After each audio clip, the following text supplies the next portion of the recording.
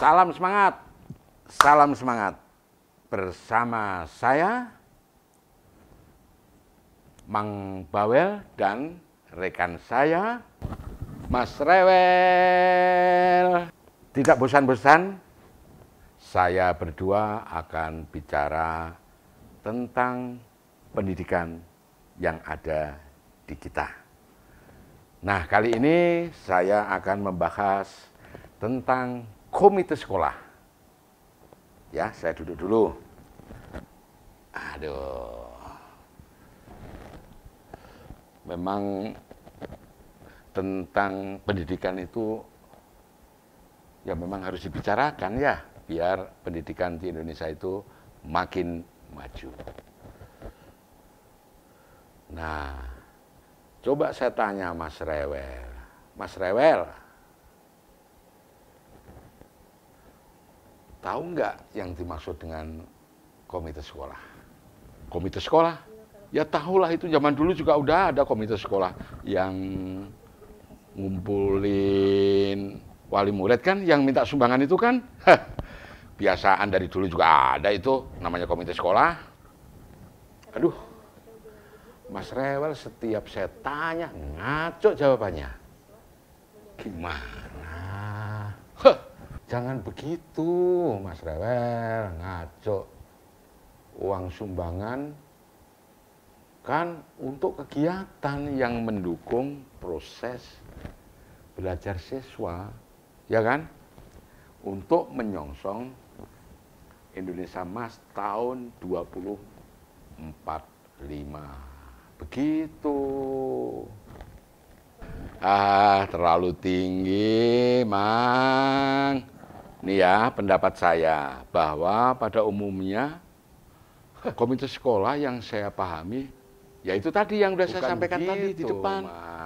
Narikin duit, ujung-ujungnya iuran. Nah, inilah masyarakat kita yang tidak paham. Taunya komite sekolah itu hanya apa ya, yang mungut uang dan uang. Nah, ini yang perlu ada penjelasan. Begitu Mas Rewel. Mang, pihak sekolah itu kan sudah ada dana bos, Mang, ya kan? Kenapa masih mungut aja? Kesel dan nyebelin deh kalau ada surat dari sekolah, kesel bawaannya itu. Apalagi ada tanda tangan di situ komite sekolah. Ujung-ujungnya apa tuh, Mang?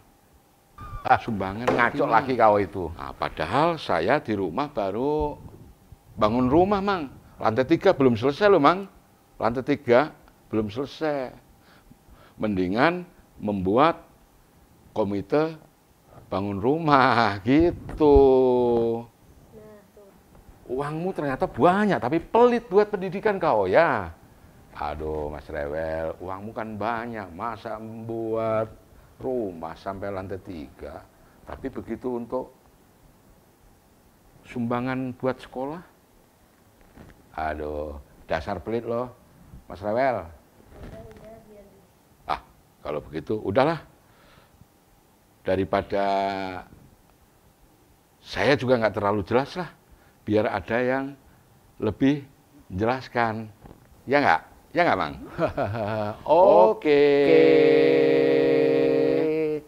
Wih, obrolannya Mang Bawel sama Mas Rewel ini selalu luar biasa.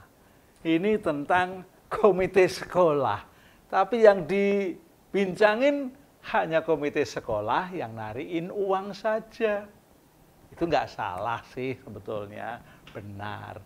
Karena salah satu tugas komite sekolah, satu diantaranya yaitu mencari dana untuk meningkatkan mutu pelayanan pendidikan di sekolah. Jadi intinya yang paling utama itu meningkatkan mutu pelayanan pendidikan sekolah. Itu tugas, fungsi dari komite yang paling utama.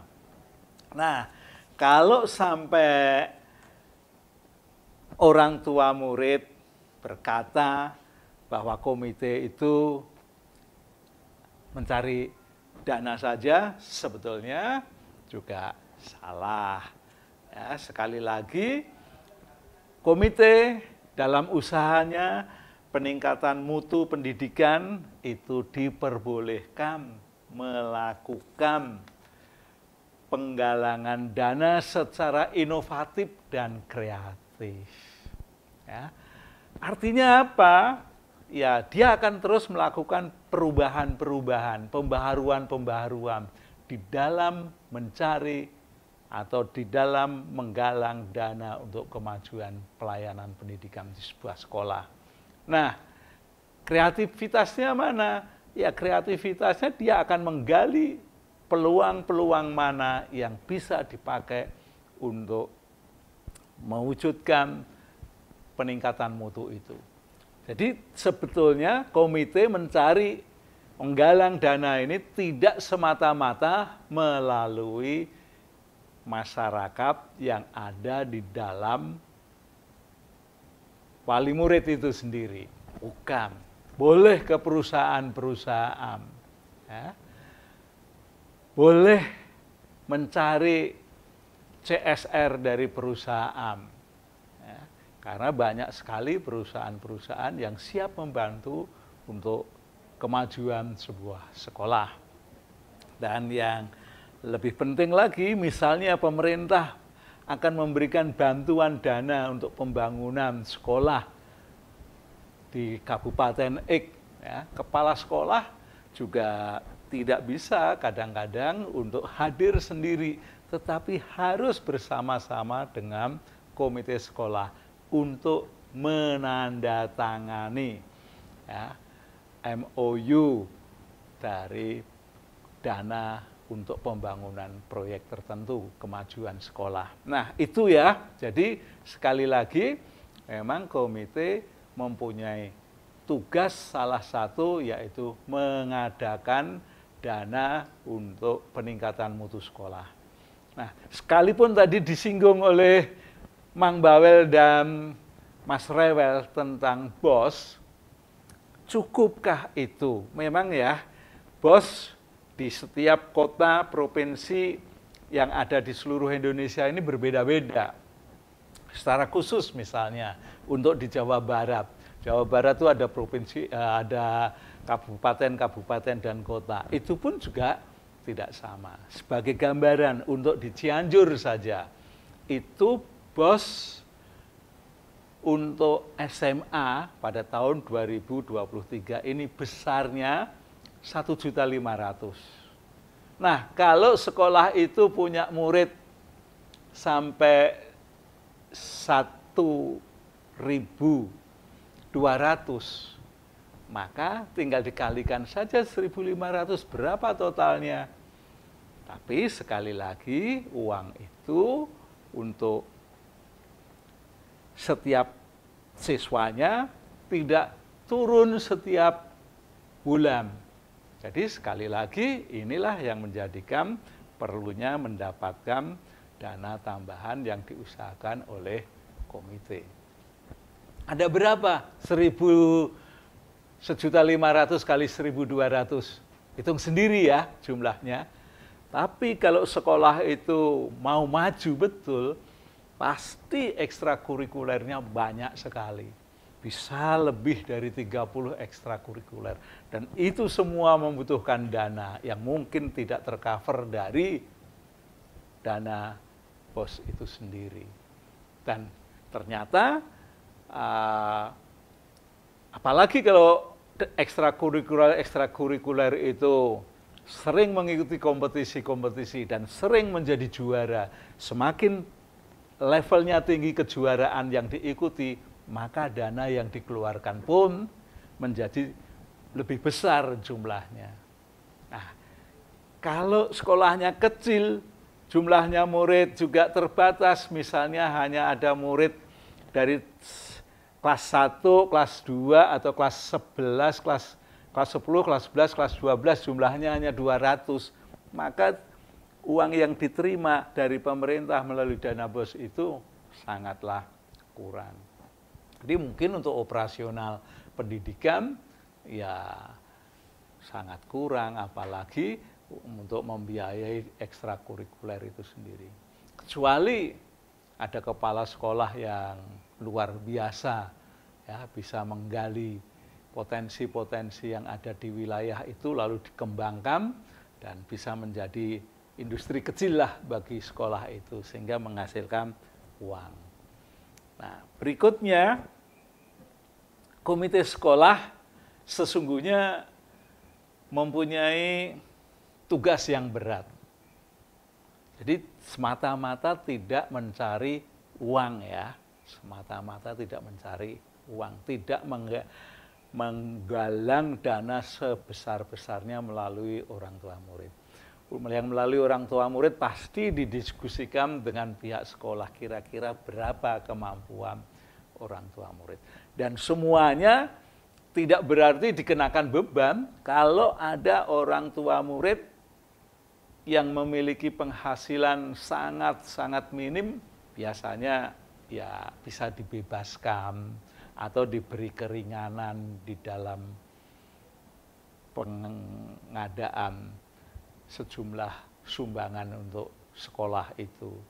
Ya, jadi sekali lagi itu tidak berarti semua murid dibebani. Ya, jadi pihak komite juga akan melakukan survei ke rumah-rumah yang dianggap oleh komite bahwa orang tua X tidak memiliki kesanggupan di bidang keuangan. Mereka akan dilihat rumahnya, lalu bagaimana kondisi pekerjaan orang tua itu sendiri. Nah, sekali lagi kembali kepada tugas dari komite yang lain. Ini yang sangat perlu supaya orang tua tidak semata-mata berpikiran negatif saja terhadap komite yang bisanya hanya mencari uang dari orang tua murid. Itu sangat disayangkan kalau pemikirannya hanya seperti itu. Oke. Tentang tugasnya dari komite berdasarkan Permendikbud nomor 75 tahun 2016 pasal 3 ayat 1 menyatakan yang pertama, komite itu mempunyai tugas mengawasi pelayanan pendidikan di sekolah. Mengawasi. Jadi komite itu ya partner memang, partner dari sekolah untuk mengawasi bagaimana guru-guru di dalam melakukan tugas-tugasnya. Ya, berarti dia tidak akan semena-mena begitu diangkat jadi komite sekolah, dia tidak pasti seringlah datang ke sekolah karena ada tugas untuk mengawasi pelayanan pendidikan. Yang kedua, itu memberikan pertimbangan dalam pelaksanaan kebijakan pendidikan itu sendiri. Jadi sekolah membuat kebijakan yang atas dasar peraturan-peraturan kementerian, nah itu didiskusikan secara bersama-sama dengan komite, lalu disepakati apa-apa saja yang perlu dilakukan di dalam melaksanakan kebijakan pendidikan. Kebijakan itu sendiri sebetulnya berkait dengan program sekolah. Ya. Nah, program sekolah pasti tertuang dalam RKAS atau RAPBS, yaitu Rencana Anggaran Pendapatan Belanja Sekolah. Ya, mungkin yang pertama kali dihitung adalah uang dari sumber BOS.